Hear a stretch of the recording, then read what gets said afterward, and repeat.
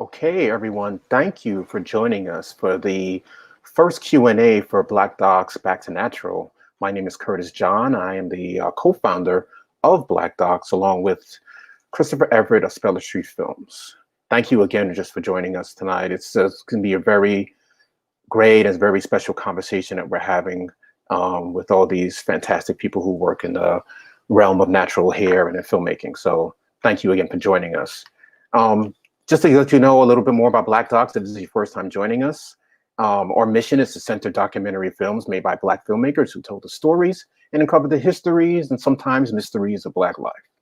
With that, creating an ecosystem for public access and promotion of these films and filmmakers is what Black Docs is all about. We aim to solidify documentary storytelling as a cultural standard in the Black community, and we use these films as a tool toward understanding our varied and valuable experiences. So before I introduce our guests and our moderator for tonight, we do have to share a hearty thank you to all of those who have already watched Back to Natural earlier today. The enthusiasm has been fantastic. Thank you. You, the audience, you're an essential part of why we do this, and your support is how we'll continue to make this happen. If you haven't yet watched the film, please buy your ticket after we wrap here and watch it by September 3rd, which is next Thursday. We also want to give an early thanks to our screening partners, Seed&Spark. They have been fantastic partners for our virtual screening series. Thank you, Emily Best, Clay Pruitt, Julie Haberstick, and also thanks to all those behind the scenes who helped make this possible. Also thanks to all those who have helped make all these guests possible, including Natasha Gaspard of Maine Moves, writer and health advocate Janelle B. Stewart, and Allison Inman of Nashville's The Belcourt Theater and Erica Cicerone of the Nashville Scene, who are sponsoring our next Q&A, which is going to be next Monday, August 31st, with Back to Natural director Gillian Scott-Ward, who will be joining us in a moment, and Candace Straughter of Naturally Stellar, and me. That's going to be moderated by Melisha Edwards, filmmaker, producer Melisha Edwards. So let's get on with it. So I just want to welcome, and we're going to bring in our guests one by one as I read their introductions, and then we'll get the conversation started. So Gillian Scott-Ward is the director of our documentary Back to Natural. Born in Brooklyn, New York to immigrant parents from the West Indies, Gillian Scott-Ward is a first-time filmmaker and clinical psychologist in New York City. After completing her undergraduate degree at Cornell University in psychology and women's studies, Gillian pursued her PhD in clinical psychology, writing her dissertation on the impact of media stereotypes on Black students. She was inspired to embark on this film after deciding to start her natural hair journey. She brings to the film experience as an artist and healer, and her ability to help others tap into, explore, and share difficult emotions, which gives the narrative of this film even more depth. She hopes the film inspires compassion and healing of racial trauma globally. Welcome, Gillian. Thank you so much for having me, Curtis. Oh, absolutely. No, thank you for being with us and for bringing your fantastic film with us. I've been a fan of it for a while and so glad to be able to work with you. Next, we have Professor Wendy Green, civil rights legal activist and scholar. The daughter of American civil rights activist, Professor Doris Wendy Green, through her legal scholarship and public advocacy, has generated historic civil rights protections for victims of discrimination in workplaces, schools, public accommodations, and housing. This tenured law professor at Drexel University, Thomas R. Klein School of Law, and she's the first African-American woman to do so, has been celebrated by Teen Vogue, Now This News, and BBC World News for her pioneering scholarly activism that combats grooming codes discrimination, and more specifically, the systematic discrimination African descendants suffer when donning natural hairstyles like afros, twists, braids, and locks. Professor Green has co-drafted federal and state Crown Acts, and for those who know, and she'll be expanding upon this, Crown stands for Creating a Respectful and Open World for Natural Hair, testifying in support of this legislation throughout the country, and has published seminal legal scholarship used by lawyers and lawmakers to inform on municipal, state, and federal levels that natural hair discrimination finds unlawful race discrimination. She's also the author of a forthcoming book, Free the Hair, Locking Black Hair to Civil Rights Movements. Thank you, Professor Green, for joining us as well. Thank you so much for having me. And thank you. Absolutely. Yes, no, I'm so excited. Thank you so much, Gillian, as well. And our moderator for tonight, and I'm going to jump off after I introduce her, is Charlon Turner. She serves on the board of directors as vice president of the Black Arts Alliance, helping to plan the annual North Carolina Black Film Festival, and was appointed festival director in 2012. She worked with UNC Wilmington as the Upperman Center Artist in Residence from 2013 to 2015, and worked with the director of the Upperman African American Cultural Center to develop the Black Film Collective for film students at UNCW. Thank you for joining us, and thank you for moderating this discussion with us tonight, for us tonight. Thank you so much for having me, and I'm just honored to partner with Black Docs tonight, and I'm excited to talk with the director of this important film and the work that's behind it and kind of the future of the film and where it's going. So thank you again for the opportunity, and just very excited to meet you ladies this evening and look forward to talking with you about the film. Gillian, I would like to start with you and just kind of talk about, for what I understand, this is your first documentary film, correct? Yes, this is. Awesome. And I'd like to find out where the idea came and what made you decide to produce and direct a documentary. As he mentioned, your profession is a clinical psychologist. So what got you on the path to documentary film? The short story is divine intervention. The longer story is I was working as a psychologist at Barnard College, which is the Women's College of Columbia in Manhattan, New York. Mm-hmm. And I really loved my job. It allowed me, Dr. Green, Professor Green, you work at a university too. And I think it's wonderful to work with young adults who are becoming themselves and finding their path and finding what it means to be authentic so that they can bring their best to the world. And that's the work that I did. And I got to see a wide range of students from all over the world. And one of the things I was noticing as I was seeing students clinically is that everybody has anxiety and fear about internships and getting jobs and life after college. But what I noticed was that the Black students had a very specific fear. They had to use more cognitive energy, work, to deal with concerns about how their presentation, specifically how their hair, would impact their ability to get jobs, get internships. Would people be able to see who they were sort of despite their hair? And it just took so much space and room. And at that point I had a relaxer, and I started to have flashbacks of being their age in college and wanting to go natural. And, I was at Cornell, upstate New York, Ithaca. There was no Black hairstylist. There was no YouTube, and just pushing down that feeling that something wasn't right, because I didn't know what else to do. Sure. So their challenges were mirroring my challenges. I said, okay, I need to figure this out, because I can't be a healer in this space if I have a challenge in this area. And something just said, you have to explore this and do it through documentary film. And that's how it started. I traveled for about 4 years globally, talking to people who were experts or everyday people about their experiences, and out came the film. Awesome. And I didn't notice how many places that you visited when watching the film. I've watched it twice, actually, and just learned something from it each time that I saw it.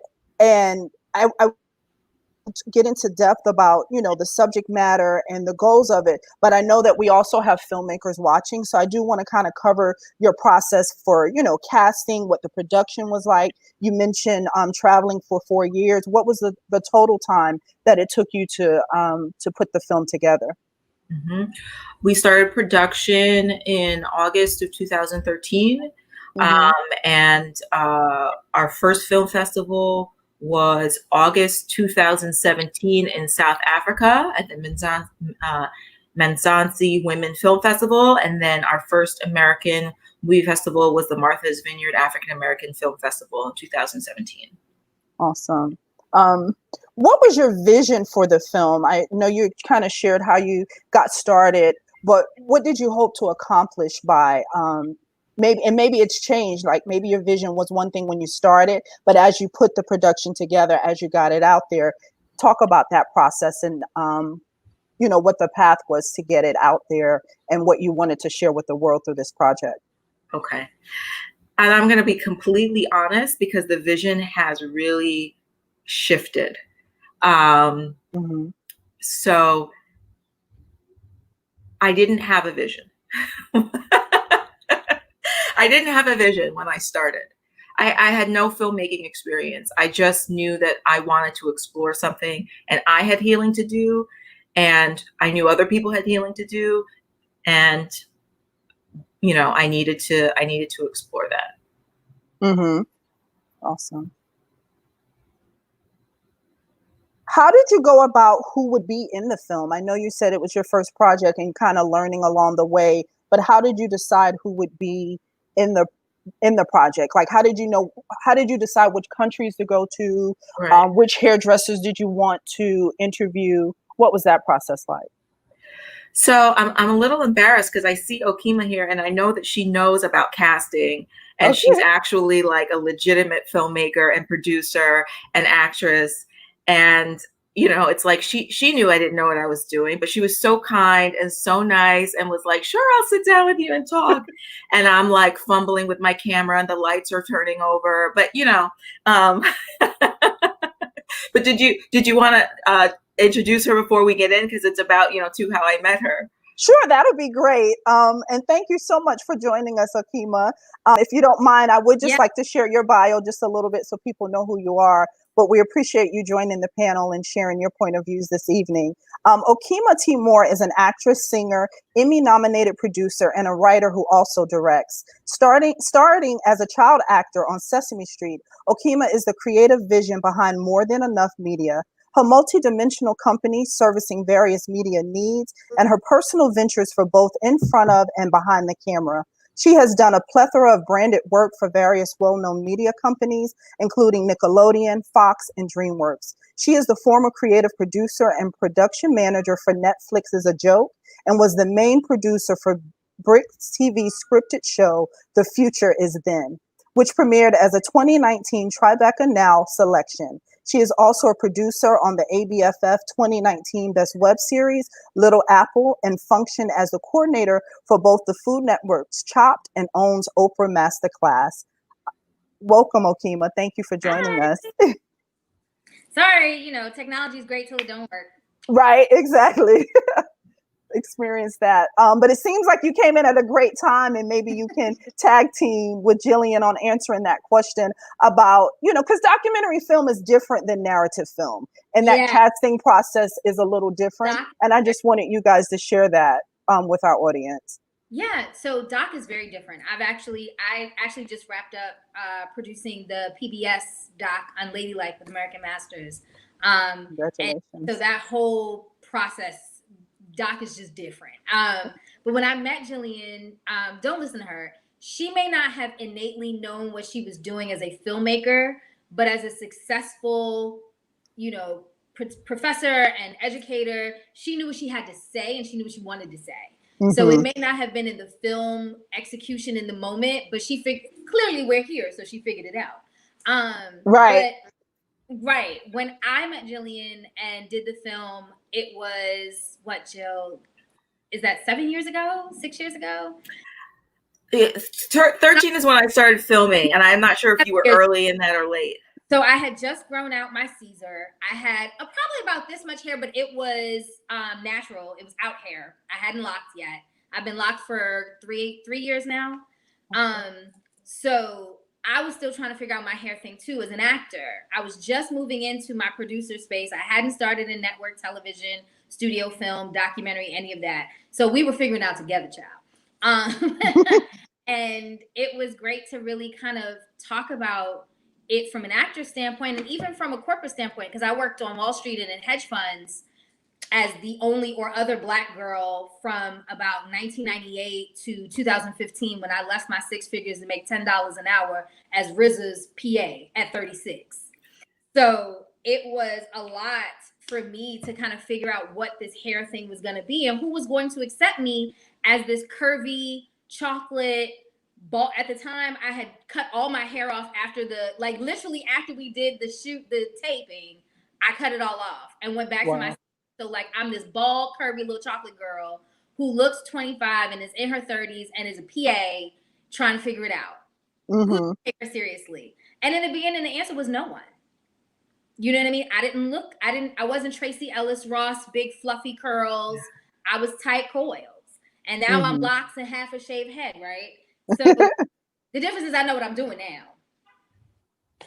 But Jill is a mastermind, and this documentary has done so well for her and for me as that little Black girl who growing up was West Indian, and when I was in America, I was too West Indian. When I was in the West Indies, I was too American.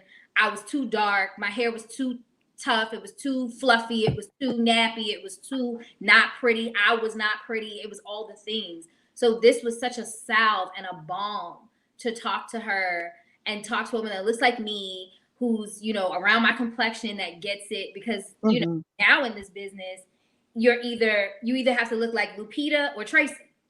Regular, no medium. Regular, like medium chocolate brown girls. We got Gabrielle Union and Nia Long. Right? So, you know, thank God for like the Dominique Fishbacks. And thank God for, you know, the Uza Adobus and the, you know, the Aisha Hineses, because they come with their out hair and their locks and their cuts and they don't care. And they still rack Emmys and Grammys and all the things. So. Right.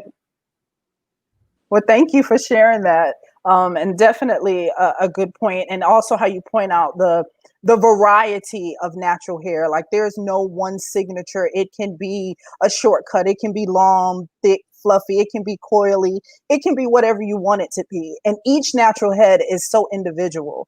And I'm glad that you talked about your experience, because that was one of the questions I wanted to ask Gillian.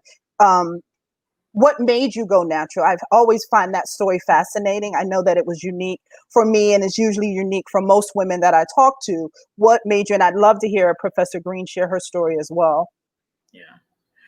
You know, for me, it was about listening to the things I was telling the people I was working with, right? And so as a healer, you know, I think about what it means to heal in a lot of different ways. And one of them is, how do you listen to your inner voice?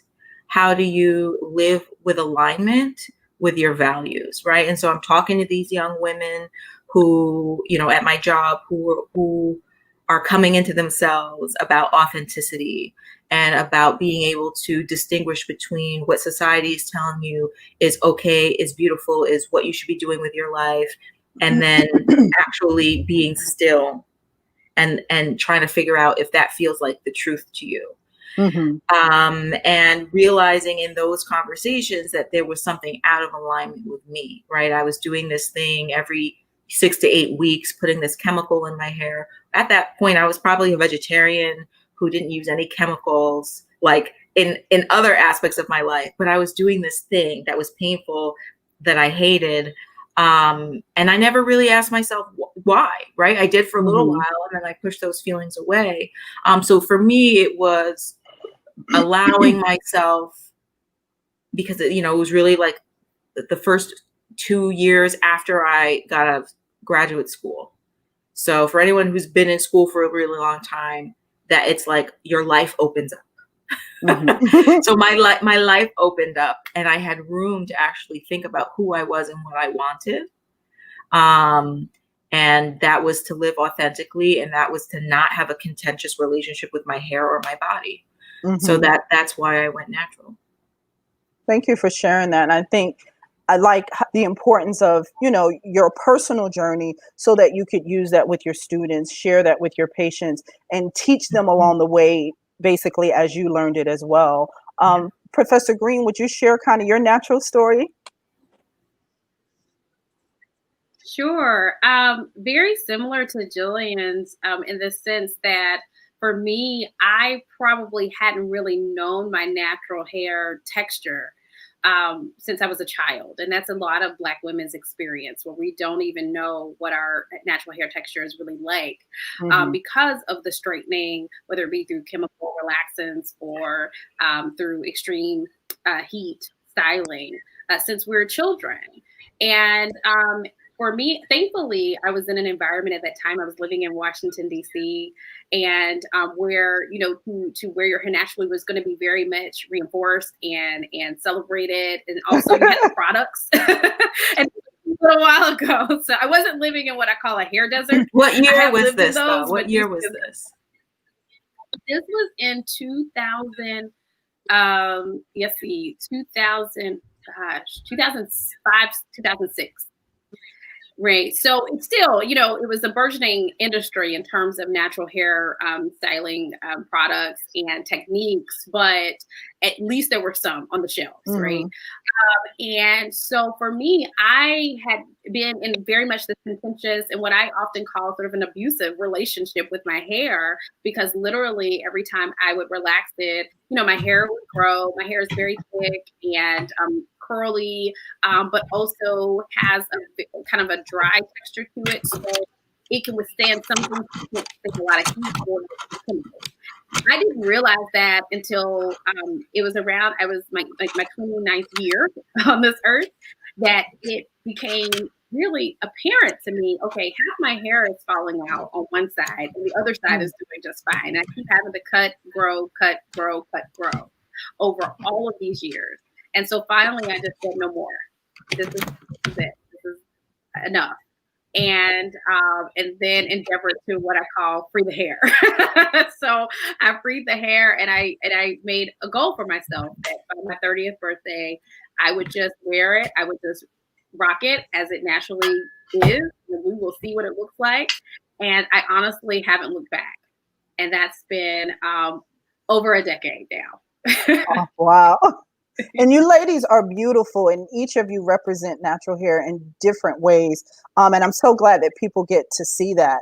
You know, I think, you know, my journey was similar in some ways. I lived in Atlanta at the time when I was natural, and my two closest girlfriends were already natural. They had already done the big chop. I was transitioning from a relaxer, and I didn't want to let my hair go. You know, I wasn't allowed to have a relaxer or a perm until I was probably 14 years old. So I had worn natural hair, but of course my grandmother pressed it, you know, every couple of weeks or what have you. But I didn't have, you know, a chemical in my hair until I was about 14. And I think around 2002, I started to transition, but it was very emotional for me. You know, I come from a family with a lot of hair, and a part of me felt like my hair made me attractive, you know, that process, and to lose it.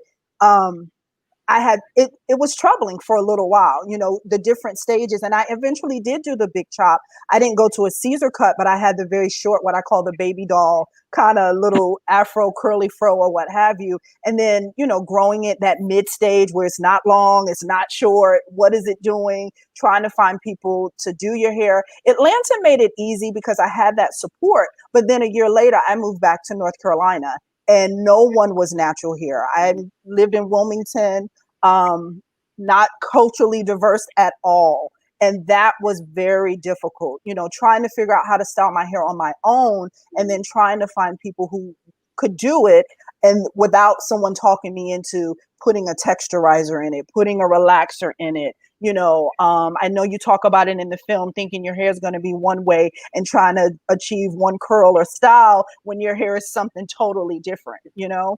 So I definitely had to learn to embrace myself, and I'm beautiful no matter what my hair looks like. And my natural hair is beautiful just the way it is, but it definitely was a process. And I know that that's the way for many people.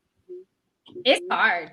I remember dating a young man. I was in college and I was like 19. I had a TWA, teeny weeny afro, and I was working at Giorgio Armani on Madison Avenue. And I was exotic. I was the only Black girl that wasn't a maid or a seamstress. And I was selling on the floor.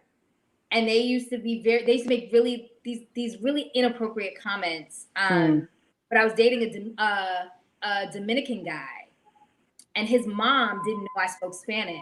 And I went to their house for like a family affair the first time, and I had a super short cut. It was like a Caesar. It was a little curly at the top, but it was like tapered. She says she don't know why he bought this Black boy here. He's supposed to date girls that look like his sister. Mind you, he was darker than me. with what happened to the light-skinned, long-haired girl. She talked about me like a dog in Spanish. Oh my. And I just listened, and I'll never forget, I was walking out the door, and I was like, "Pasaron buena noche." And she looked, and I said, I understood every word. And you and your son can have each other, and all your long hair. And I laughed. Wow, the audacity. So ugly.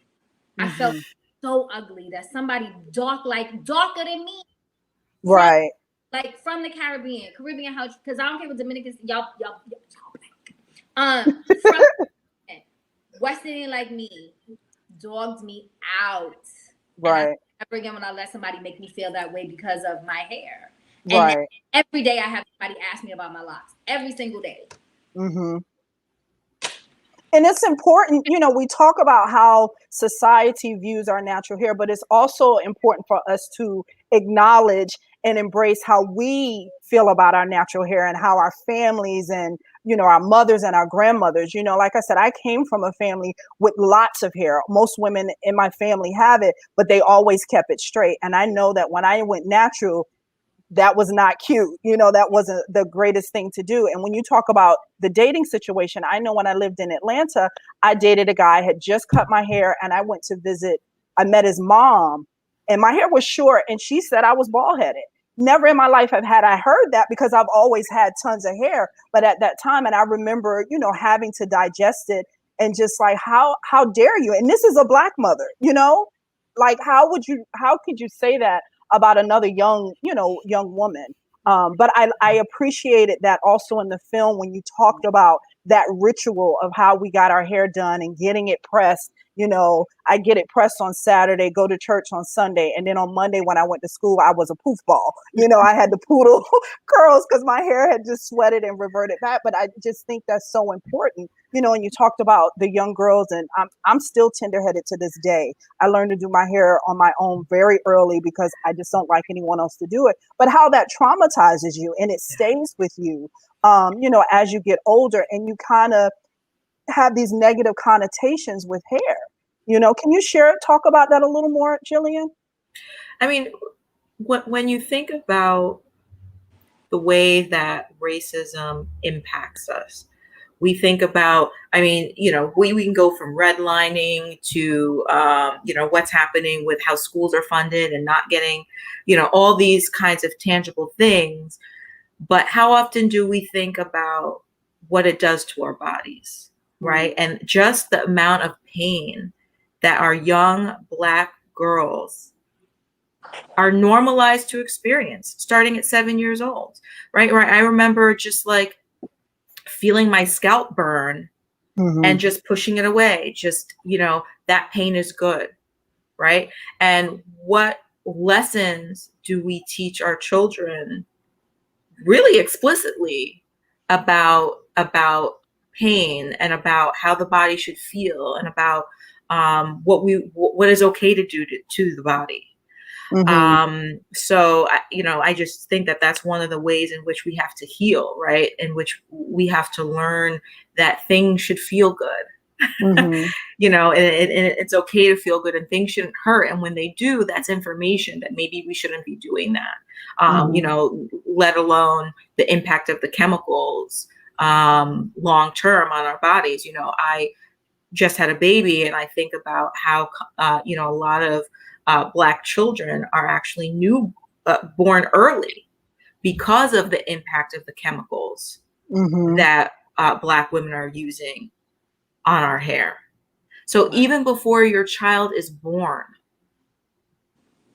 they're being impacted by these grooming standards, which is amazing to think about, because that has long-term implications. You know, being a preemie.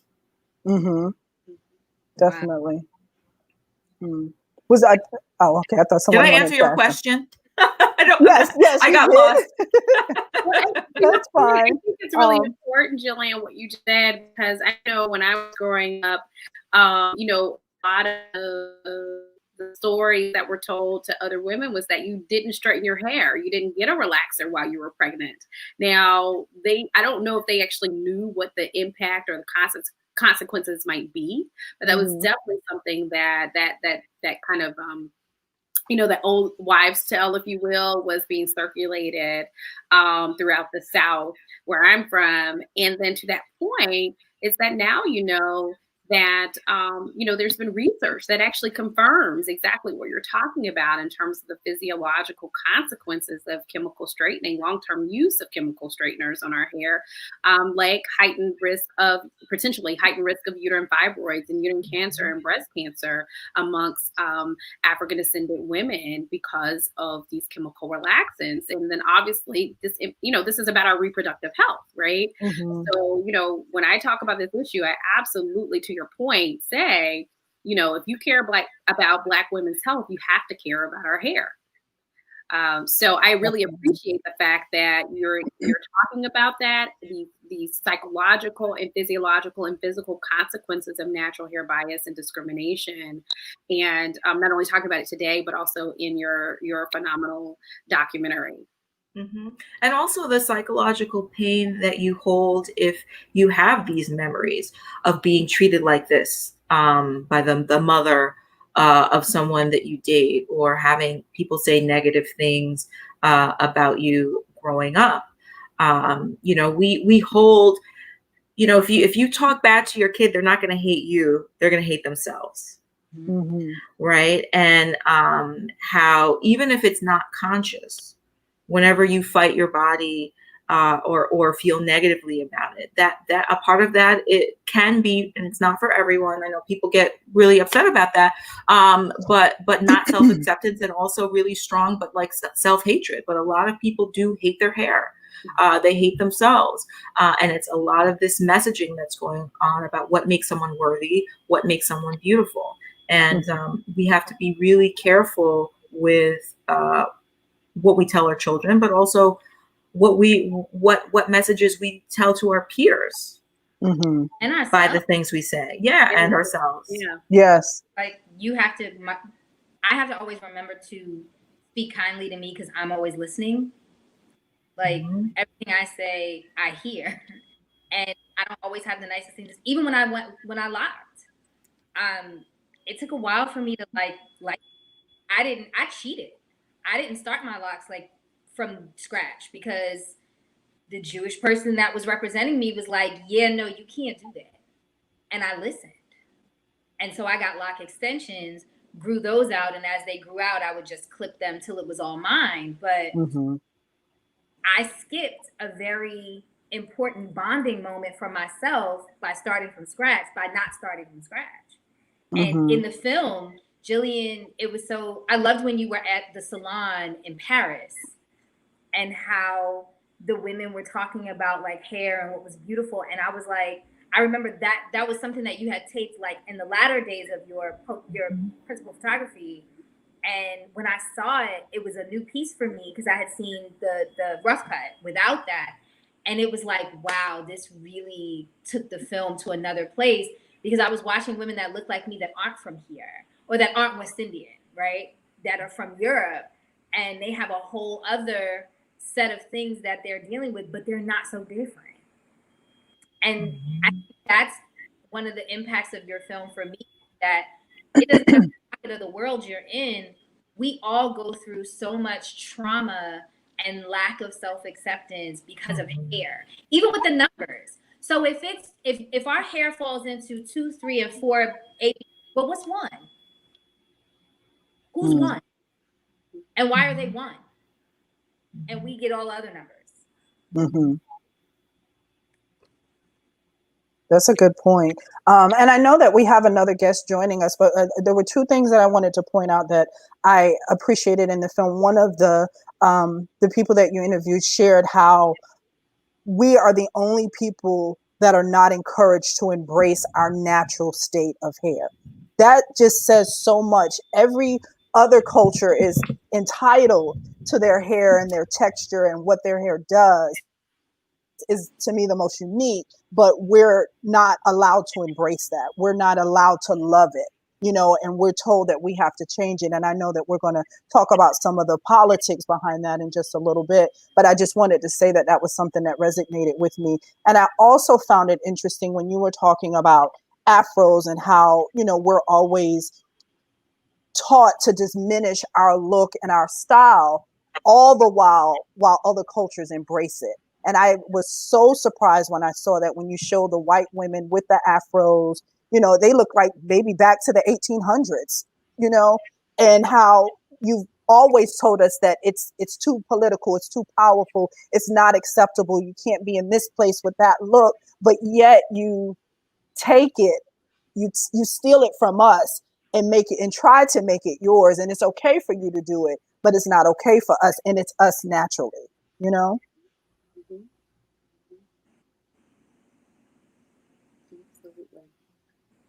Professor Greene, there was a question for you. Excuse me. If you could tell us more about the legal battles and natural hair discrimination and how much of a difference it can make for Black people in the workplace. Sure. Well, one of the great things about the film is that it really does show, this global nature of race-based natural hair discrimination that African descendants are suffering in all different types of spheres, including the workplace. And so African descendants are suffering discrimination in lots of different forms. For example, there was a story about a woman in London who was told that in order to get a job at Harrods department store that she was going to have to straighten her hair. This is not anything that's unusual. You also have, Black women who are told, similar to what the documentary talks about, that you're going to have to cut your natural hairstyles, like locks or braids or twists and even afros, in order to either obtain or maintain your job.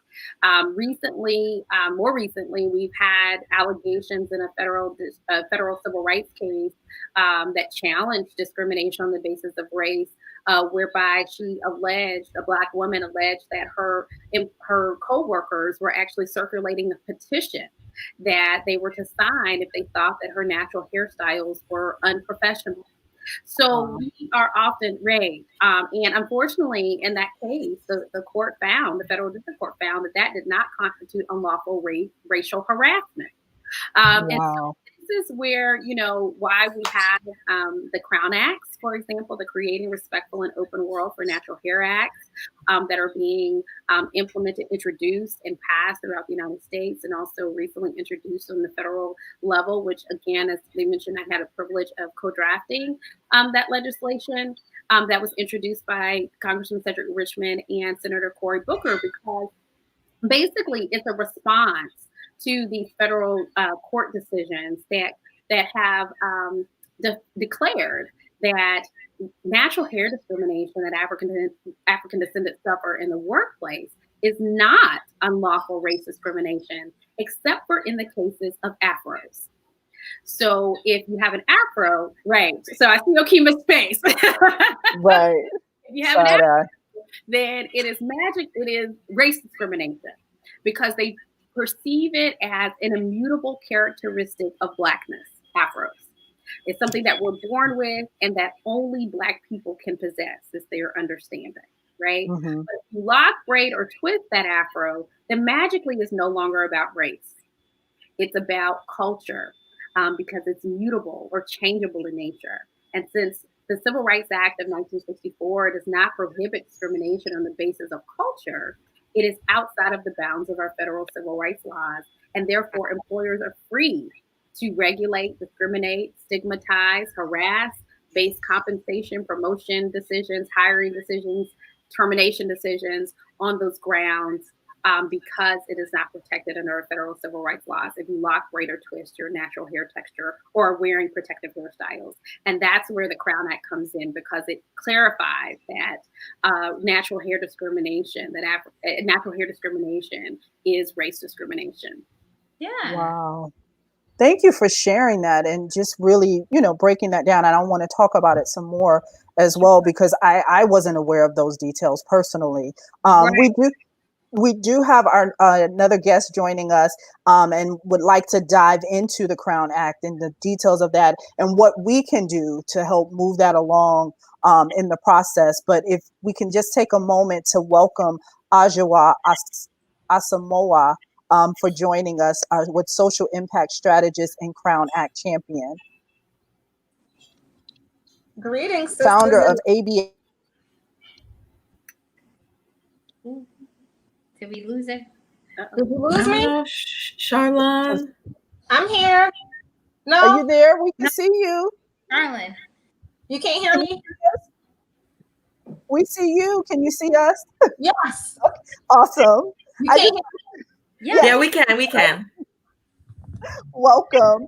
And I just wanted to share some information about her, and then we'll get right back into the questions. But she is the founder of ABA Consulting and is a trusted advisor to federal, state, and local elected officials. She is highly sought after to develop both high-profile and grassroots stakeholder coalitions and liaise between political and corporate entities. As a mover of policy and culture, evidenced by the legislative victories she spearheaded to codify the nation's first office on African American affairs and introduce and pass the groundbreaking Anti-Hair Discrimination Crown Act. She mobilizes leaders and communities for social change and collective political action. Welcome, Ajara. Thank you so much for having me, and it's good to be with you, sisters, especially today. Thank you so much. We're so glad that you could be here, and Professor Greene just kind of led us into the Crown Act, and just would like to talk about more of what that process, what was involved in getting that act, and how did you go about getting it passed? Oh, absolutely. Again, thank you so much for having me. Please pardon me for being a little late. It is a busy time for us activists, especially for those of us who are working at the intersection of policy and politics focused on fighting for Black lives and demanding justice. So I was jumping on one Zoom, jumping off of another. And so again, it's good to be with you all. The Crown Act, I'm sure I joined a little bit late, but I'm sure Wendy shared with you all, is a bill that when passed and enacted becomes the law, and it outlaws racial discrimination in the form of hair discrimination. The acronym itself stands for Create a Respectful and Open World for Natural Hair, and of course includes protective styles. In terms of my involvement, I personally developed the legislative strategy for it, which means several things, but in the interest of time, I'll just share that it means that I decided which states to start with, who to call to ask to sponsor the bill, if and when someone works with me inside of a state, determine who I bring on to work with the team. I'm sure Wendy probably told you all about how I brought her in to work with my good friends in Congress to help develop the federal bill. Essentially, I called on friends who lead sort of powerful organizations, national organizations, C3, C7. So you're talking about your sororities, you're talking about links, but also organizations like the Association of Black Psychologists, the National Action Network, NAACP, Legal Defense Fund, Black Women's Roundtable, ACNW, and so many others. I do nerdy stuff like study legislatures and votes and members and their records on voting on certain bills. As well as elections to determine when it's the right time to introduce a bill.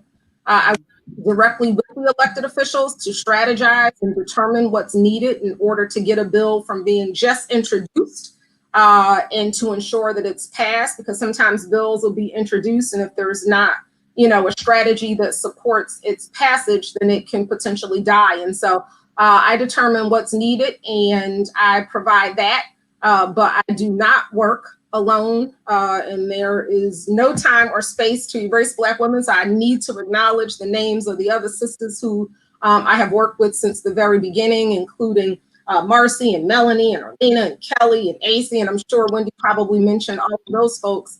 But the bill is obviously critically important.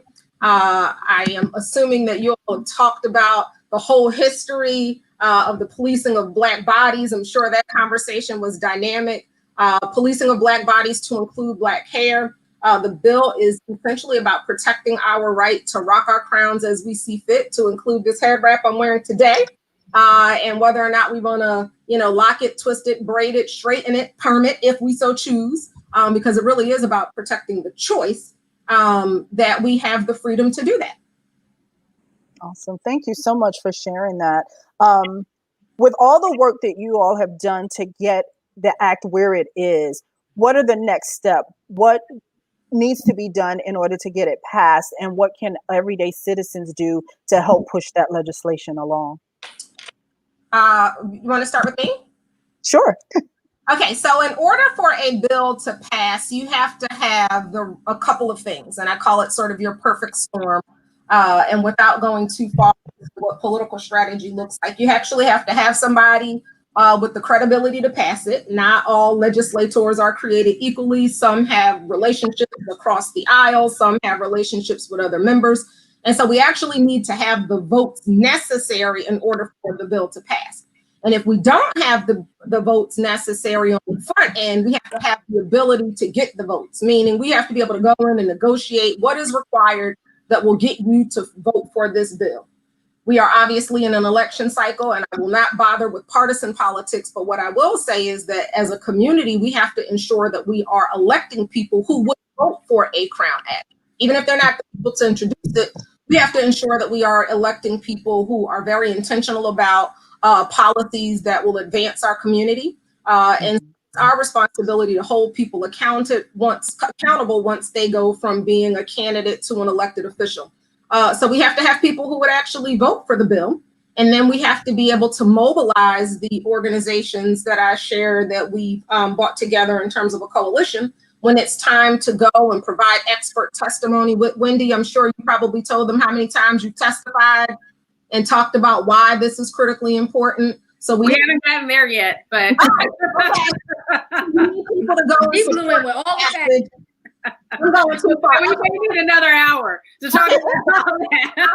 I'll bring it back. But you need people who possess the because I am not a lawyer. So when I say legislative strategy, I want to be clear that means how I go in to make a bill a law. But you need legal scholars like somebody like a Wendy and the folks who I've worked with directly on multiple bills in different states. You need the community to come and say it's important. So you need people to come and testify, not who just have the expertise that someone like a Wendy has, but somebody from an organization. So we've seen, members of, the Links and the Deltas and the AKAs and the et cetera, to come and say we actually want this legislation. And what elected officials know is, and if they don't, I make sure they know in terms of training our folks to hold folks accountable, is they work for you until you decide they don't. And so when they hear you tell them that I want this bill passed, and you connect you passing this bill to you having a job, that puts us in a different position. So sometimes we give our people our vote and then that's it, and we don't do anything until it's time to vote again, versus that you have a seat. Whenever there's testimony, they call you. And if they don't call you, that's a problem. But if they do call you, then we're, a little bit closer to where we need to be. But we need to be able to show up at these hearings and make sure our collective voices are heard. And hold them accountable, definitely. Thank you for that. And then Charlon, just really quickly, I just want to follow up on that just a little bit in terms of what the everyday person can do is actually share your stories. And I think this is why, Back to Natural is so important, because it does really highlight the everyday stories of people who are experiencing natural hair discrimination and bias and stigmatization starting at an early age, so they can see the continuum, right? Through childhood, through adulthood, of this form of discrimination and its impact. And so in addition to, legal scholars like myself, as well as lawyers and those who are involved in various civic organizations and civil rights organizations, really telling their stories. And it doesn't have to be in the hearing. And, people can actually share these stories with their legislators, with their, on the state level, local level, federal level. And I will also say, to the extent that they are open and willing to hear, bring in this documentary. And I know as a person, personally and professionally, that, Gillian's work has been instrumental because it helped to really open the eyes of policymakers on the New York City level with the New York City Commission on Human Affairs. To bring about this groundbreaking enforcement guidance that treats natural hair discrimination as race discrimination. And so bringing those documentaries, you can use the scholarship that I have published, you can, which also too has helped to shape that as well. But I think it was, a perfect storm, right? To have, the visual and also the legal theory and argumentation there, in addition to the personal stories that really persuade individuals and help them to see, because a lot of people don't know. And I know that's crazy to us as Black people, but let me just tell you, a lot of people don't even understand. Like, my students tell me when I talk about this in my class, and I don't want to take up any more time, is that they say, Professor Green, I didn't even know that this was a thing. It absolutely is a thing. It has been a thing, for over 4 centuries. And what we're doing is trying to overturn centuries of lawful discrimination and segregation and stigmatization on the grounds of our natural hair. And this is how phenomenal, the work that Gillian is doing through this documentary to basically influence that change, and the work that's happening through these legislative interventions as well as policy interventions with our human rights enforcement agencies. I should probably just note that there are absolutely several things that we can do. There are 2 things that are happening simultaneously. We are shifting both the law and the culture. So at no point did I mean to imply that just because you don't come to a hearing and participate there, that it doesn't mean that you're not creating to the overall shift. I was talking specifically about legislative strategy, but of course, there is a whole culture shift that is happening, and that, of course, all of us participate in, even if we opt not to go and participate in a legislative hearing, and it all actually contributes to us moving our people forward. Thank you for sharing. Go ahead. If I may. Yes. Like, I make entertainment, right? Well, edutainment in a way, but the 3 of you are so amazing and passionate, and so, like, Gillian with the film, and Professor Wendy with teaching her students, and Ajwa just walked in and blew in with all the facts and all the things. And I'm just so inspired. Like, I work in a lot of white spaces. I produce a lot of white shows on purpose so that you get all this Black girl in an executive. Because I remember when I was the PA, but being a producer or a PM or what have you, I'm now on the place where I'm hiring. And I bring in all the brown and Black people I can, and the women that I can, so that you can be inundated with all of this Black girl magic business that we have, whether it's a braid, a fro, a press, a curl, a perm, whatever. And you guys inspire me so much to continue to do that, because, like, you guys are doing important stuff. Like, the stuff I make, I mean, I'm not saving the world with half the things that some of it is and most of it is not. So, like, to watch you all so passionate, and Charlon with hosting and moderating, and how passionate you are about your story, it's just know from a storyteller, I am so inspired by all of you. And I'm like, okay, so I guess there's a new script coming at some point now of this. Because now I'm like, what can I write about? Okema, thank you for sharing that. But I think it's important how no matter what our lane is, we all have something to say, we all have something to share, and we can help this fight together, all in our position, no matter where it is. My background is theater and acting, but I work in human resources now, but we all have an opportunity to kind of share and educate people and fight for rights that should be ours anyway. So I definitely appreciate you sharing that. I think that's important. There are a couple of questions coming in that I would like to make sure that we have time for, because I know we're approaching that 9 o'clock hour. But this has just been so exciting talking to each of you. One of the questions was, does the Crown Act include that braids and locks are accepting? However, the hair must be a certain length. I was told that this is the case in California, and I have not done my due diligence to see if this is indeed the case and if this is the case in all states. Can anyone respond to that question? Sure. You're the legal scholar. I'm the straight. You tell me. I can clarify that the bill explicitly categorizes race as, hair as a racial characteristic. The bill does not have anything to do with length. Now, what we've seen, and I'm sure Wendy can chime in, is we've seen people try to couch their racism by talking about length. And, we've seen cases where clearly the student's hair didn't just, grow 12 inches overnight. So we've seen people try to hide, the racial discrimination in the context of hair length. But the bill is not about hair color. It is not about hair length.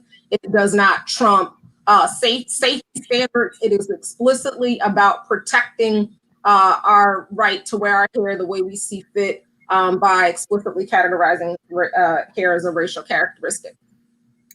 Sure. So also to clarify in terms of what the Crown Act does, and is that it clarifies, the definition of race. And a lot of people don't know that our civil rights laws do not generally have a definition of race in them. Surprisingly, even if it prohibits discrimination on the basis of race, there's no definition for it. So what it means is that then enforcement agencies, courts, lawyers even will then have to interpret what is race. And so in response to what I was talking about earlier in terms of the federal district courts framing race as immutable biological characteristics, what the Crown Act does is basically clarifies in the federal, on the federal level as well as on the state levels and municipal levels, that race embodies characteristics that are not just simply immutable, but also mutable characteristics like our hair texture, our hairstyles, potentially our hair color, that are historically associated with a racial group. That's the California Crown Act, New Jersey and New York, with the federal legislation. If passed, it would be commonly associated with a particular racial or ethnic group, like natural hairstyles, protective styles, so forth and so on. And then there are other states that have also adopted another variation. And I will say that, I proposed all of these variations in an article back in 2007 in terms of how to define race for the purposes of our civil rights laws. And there are some states that just simply say, characteristics that are associated with race or national origin or color. So there are these different variations. And so in the legislation, like Audra said, it does not regulate on the basis of hair length. But in some legislation, there may be some types of exceptions made. So, for example, if the hair length is causing a safety or health issue, then employers in those instances may be able to say you have to pin it up or to put a cap over it. But the idea is not for employers to have the right to say that you have to cut it off. Right. Or to have to cover it in terms of like a weave or a wig in order to perform your job. Because in those instances where your hair length or your hairstyle or your hair color, it has nothing to do with your ability to perform the job. And we're trying to get employers to focus on what is in our heads, but not what's on top of our heads. Mm-hmm. So I just wanted to sort of clarify, what the Crown Act in terms of the definitions, and that the ways in which they are being formed and shaped. And it's important to note that even though it is amending the definition of race, what my team has done is not to attempt to define race because there's no biological basis for it. So I just wanted to add that piece, that we're not defining race. We're saying whatever you think race is, okay, add this to it. And so I just wanted to add that piece where my kind of study taught. Don't box us in. Attempting to define race because we know that it doesn't really exist. I mean, let me take that back. We're not. But racism is still very much real, so we don't define race versus just amend it. Now that'll preach. Okay. There is another question, and I think, Wendy, that you've touched on it, but just to put it out there, speaking of overturning legal norms, what makes the Crown Act different than, say, Title VII regarding defining race discrimination to apply to hair?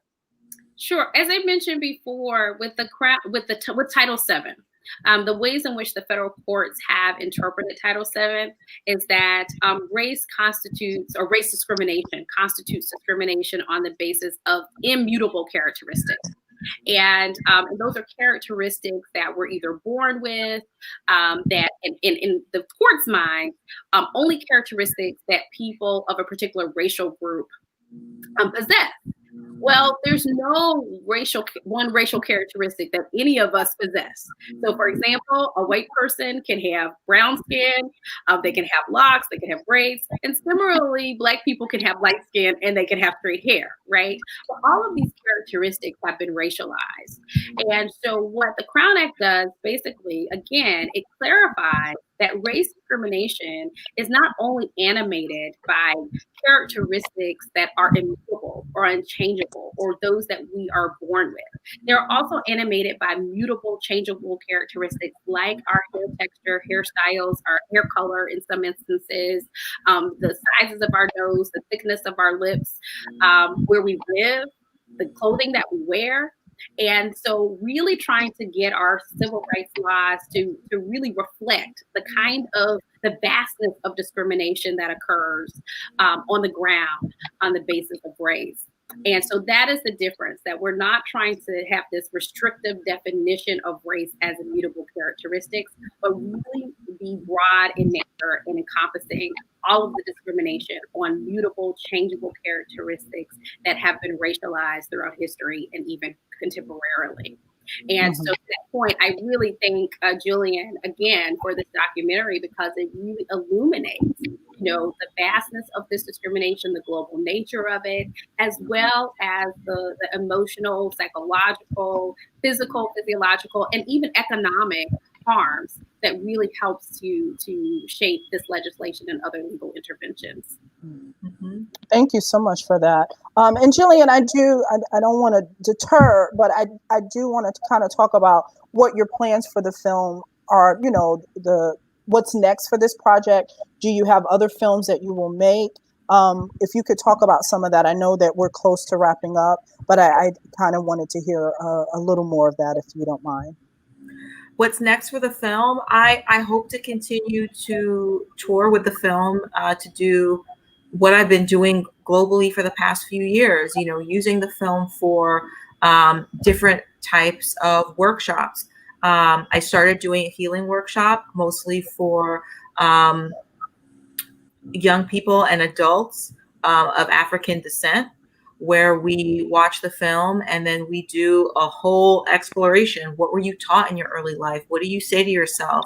How can you, shift it if it's not a healthy relationship to be one that's more healthy, that's more accepting? How do you, use body work to heal the internalized trauma that you've absorbed from years and years of racial discrimination?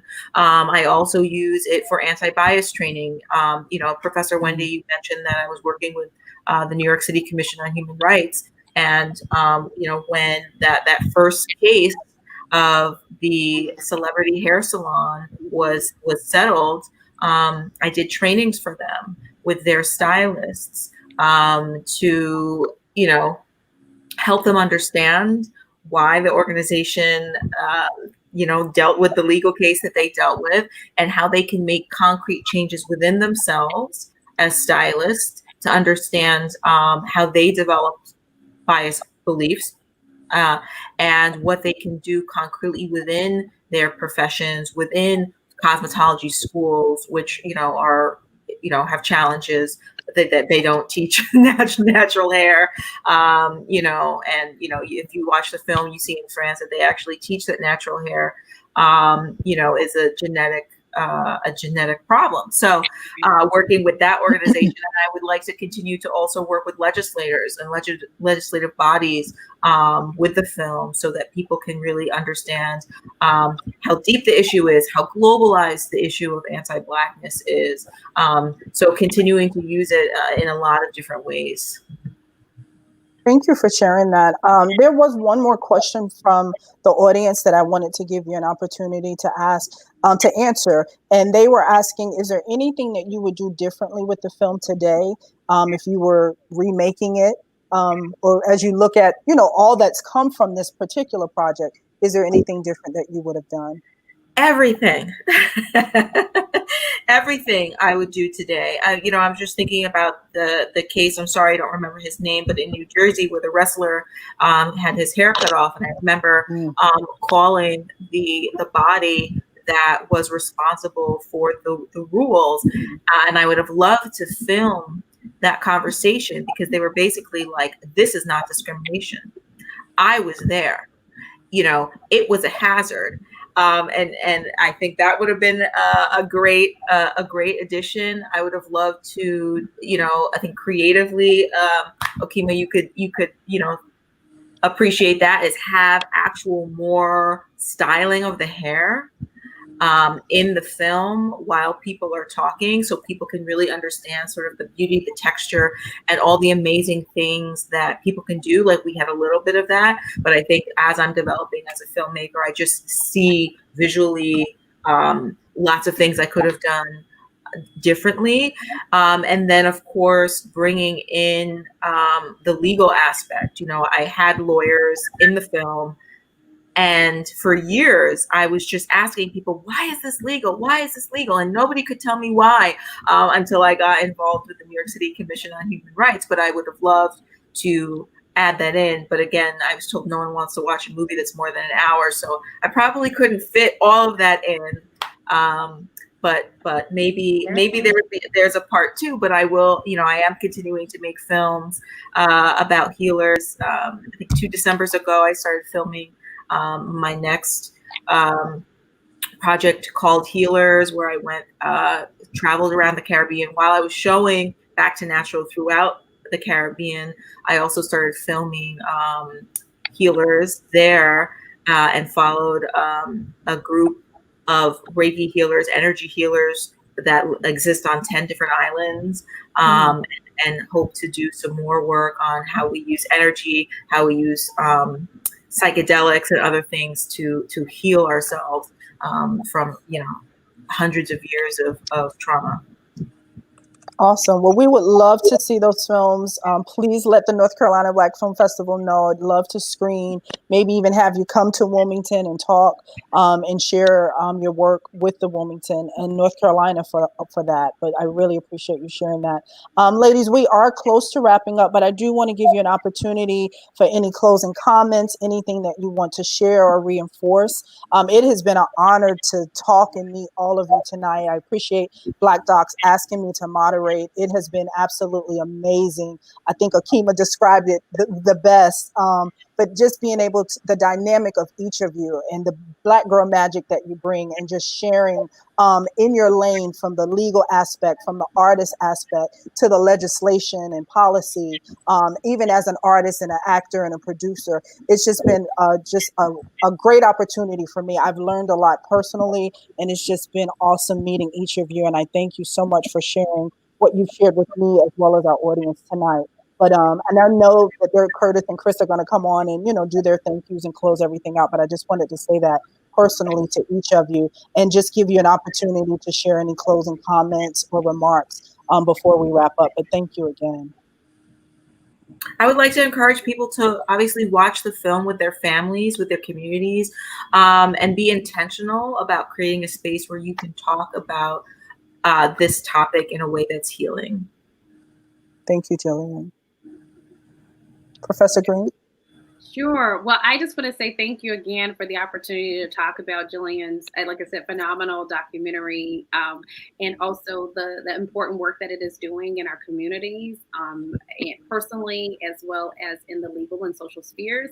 And just to provide a happy report that, you know, we do finally have a federal district court that just last week declared that, if you guys remember DeAndre Arnold, speaking of students, DeAndre Arnold and his cousin Ian Bradford, right, who were told that they would have to cut off their locks in order to attend their high school in Texas.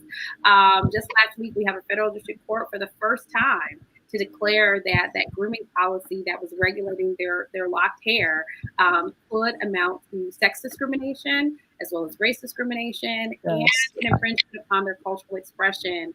And again, have the privilege of serving as the legal expert that the NAACP Legal Defense Fund, this case that they brought on behalf of these courageous young men's behalf, and their parents too. It's you know, it's a family affair when it comes to advocating in these civil rights battles and struggles. The battle is not over.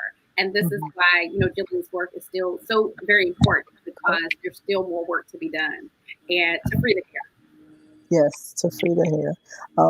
Okema? I'm just happy to be here with all you people doing important things, and you beautiful women that represent all of the, so many corners of the diaspora. It's just visually, it's stunning on screen. The filmmaker, yes. But I'm just proud to know that I was able to be a small part of something so amazing and magnanimous when we were sitting in Gillian's office trying to fix the light, right, Jill? Like trying to fix the light, but get more of that natural hair on screen, because that's how we condition the mind. Yes. After we finished fighting for the equality of our hair and us being us, for me as a filmmaker, I'm just thankful that we have this fight so that I can then do what I feel is the next step, which is utilizing us in stories that are about us being human and not even about our fights and our struggles. Those narratives are necessary, but it's also necessary for us to see us and for others to see us just being human. So people that look like us, that have natural hair and have all these different things in stories that are just about being people and human condition, so that the fight that you're fighting gets people to see us as human and continues to humanize us, so that we can tell stories about just being without always having to tell stories about how we have to be. So thank you. That's awesome. Thank you, Okema. And Ajua, if you would have the last words. Absolutely, and so honored to do so. Again, it's been great to share this space and time with you all. So thank you all for including me. I will just share that we know that anti-Blackness exists in multiple spaces. We have passed the Crown Act in 8 states. However, you hear people talk about 7, and that is because a governor vetoed the last state that it was passed in. So when I talk about the importance of defending the legislature, a legislature passes bills. However, in order for it to be enacted, we need the governor to sign it in some cases. And so it is important for us to recognize the importance of Black political power, because it can literally mean, can make the difference between something that was passed by the people who we elected to pass it, and it can still be vetoed at another level. So I am working in a number of different states. The Texas bill is now ready, so I'll be working in Texas with a group of folks to pass the Crown Act there, and that's going to be a fight because of the legislature. Not everywhere is friendly to Black folks in terms of, especially on the legislative side, in terms of those kinds of racial equity focused bills. Pennsylvania has been filed, and we're working in Pennsylvania. So we're working in a number of different states, but it really does take all of us. I know people, use language like it takes a village, but having lived in one and being from one, I can stress the importance of the fact that we have to actualize that and really realize that there is a role for everyone, and that we must respect everyone's role in this fight and join in the fight. So I am not the best on social media. I will not pretend that I am, but if you reach out to me, and I think my name should be showing at the bottom, my name, all one word, no period. If you reach out to me via social media and want to join the fight, I am happy to figure out a way to make sure that you're plugged in and that your leadership is utilized.